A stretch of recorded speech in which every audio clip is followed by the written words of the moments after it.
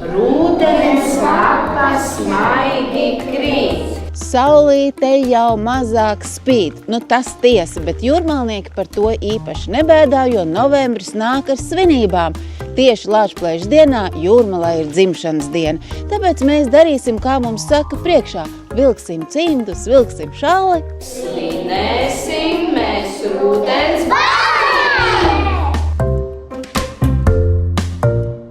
Un kā jums šķiet, cik gadu varētu būt Jūrmalai? 2. Domāju, ka ir 200. Un cik tev pašai gadu? 6,5. 109 miljonus. Vēl neesmu saskaitījusi.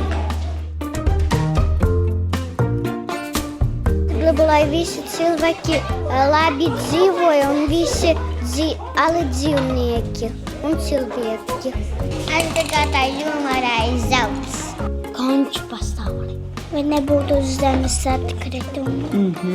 Lai tie tiktu ļoti labi pārstrādāti un nebūtu nekādu negadījumu ar atkritumiem. Es gribu uzbūrt, kokus mājās. Jā, jo man ir viņi nokrituši. Bija vērt. Jūrmalā, lai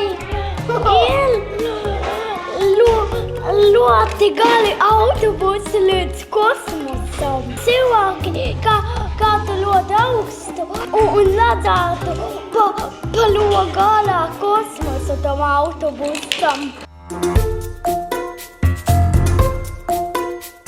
Vārna vajag. Bīzbīz mārīgi. Zaki.